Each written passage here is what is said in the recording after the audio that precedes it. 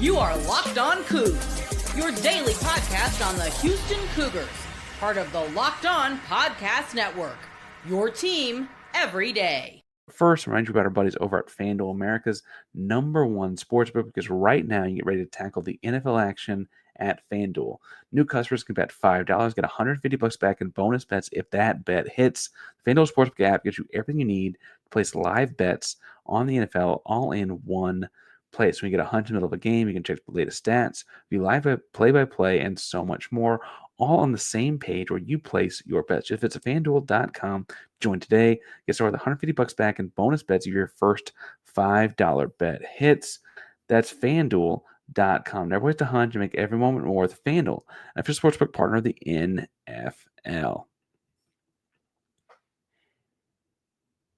Park Ranger Locked On Coogs. You're looking at Houston's big win, 79-51 over the Butler Bulldogs in the Big 12 Big East Challenge. Trying to figure out what we learned from this matchup. And a lot of people have been talking a lot this season about rotations, specifically about wanting to see a couple guys more often, about wanting to see a couple guys maybe less often. And I think Houston found very quickly, at least in this game, that deeper in the bench might be better by the U12 timeout, meaning by the under 12 timeout. So in college basketball, there's a timeout every 4 minutes based on TV times, whatever. But you listen to this every day, you know that. By the U12 timeout, they'd already played 8 different players. I mean, the first 8 minutes of basketball, Houston had found 8 different players to get on the floor. Mercy Miller and Ramon Walker both being in that group. Obviously started JoJo Douglas, who brought Javier Francis off the bench. And then you also, for what it's worth, had Terence Arsenault. So you had 9 very, very quickly by the time Ramon got in there just after the 12-minute mark. And having 9 players play before they don't play quarters, but before the quarter mark of the game, I think is ultimately kind of indicative of why this team was able to play so fast. I don't think it's any accident. We talked about in the first segment, we talked about how the time between games was a factor. But then within the game, you had those 9 guys play pretty evenly distributed minutes in the first half. And suddenly that looks really, really important. Now, Mercy's 5 minutes ended up only being 5 minutes, and he didn't play in the second. We're still figuring that out. I think Mercy has shown in his 5 minutes he's an effective enough offensive player to play at this level. He had 4 points. He had 3 rebounds. He didn't play that many minutes, and I think that the production per minute is there. I think it's also the one I talk about, like guys getting confused on X out, cross out, X out closeouts and stuff like that in the first segment. A couple of those are Mercy. Like some of those things that he's still figuring out, right? And we've seen Kelvin Sampson bring freshmen along to play their freshman year.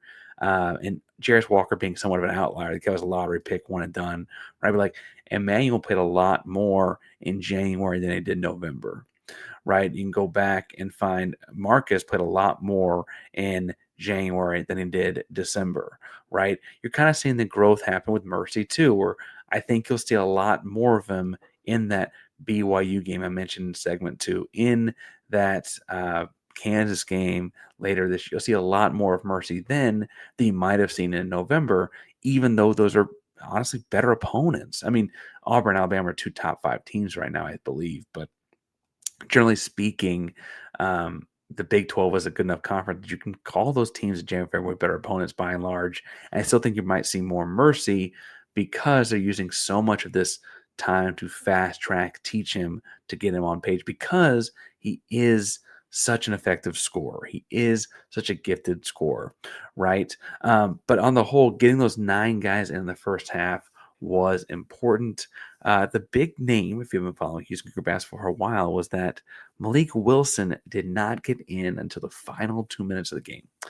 And Malik Wilson had been kind of, we thought maybe a backup point guard, maybe. And Uzan was not ever in foul trouble, so you weren't worried about putting him in from that standpoint. Uzan finished with 4 fouls, so he's not like he never had any fouls, but not the same kind of trouble we're worried about fouling out he would have been in the first those couple games he's fouled out this season that Houston's lost. And I guess the thing there is that, interestingly, without Malik playing, coach's decision, without Malik playing, you saw different lineups take over point guard duty. It was not LJ Cryer, now you are the point guard. It was not Manuel Sharp, now you are the point guard. It was way more of a shared distribution of that job. And there was a lineup that ran out for a lot of that time. There was Arsenault, Emmanuel, Cryer, and Jawan. And I guess you saw a little bit in the first half, the Mercy minutes he was in, like he kind of had the LJ Cryer spot as well. And Cryer got hot in the second half. Maybe that's why we didn't see Mercy in the second half, right?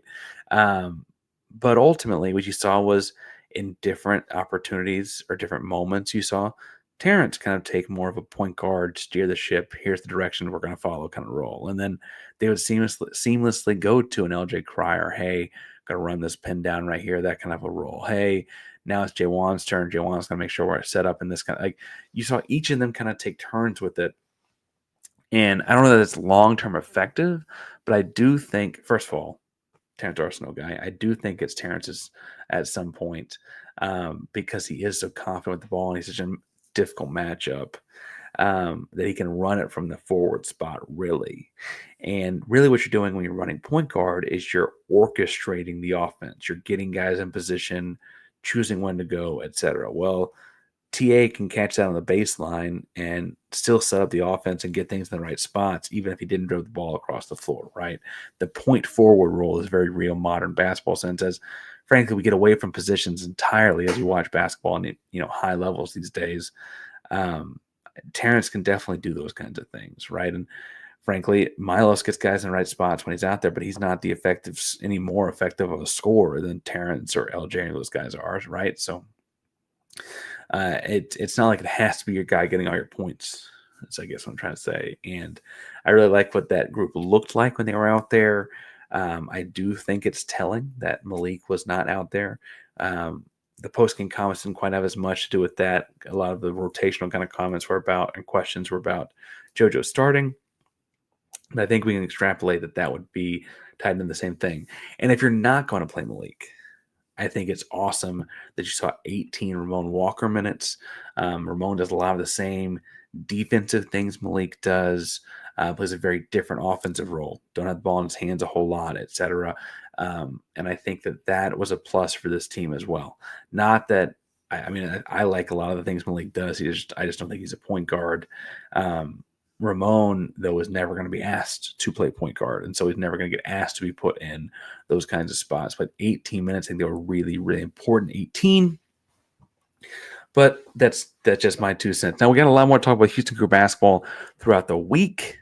They play Troy on Tuesday night. It's kind of a get-right game as they continue to work towards Big 12 play at the end of the month.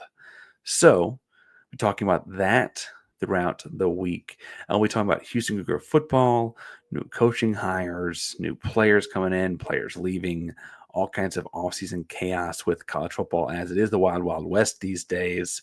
So hit subscribe, hit the bell so you know we're live. Locked On Coogs is proud member of the Locked On Podcast Network. That means your team every day. Go Coogs.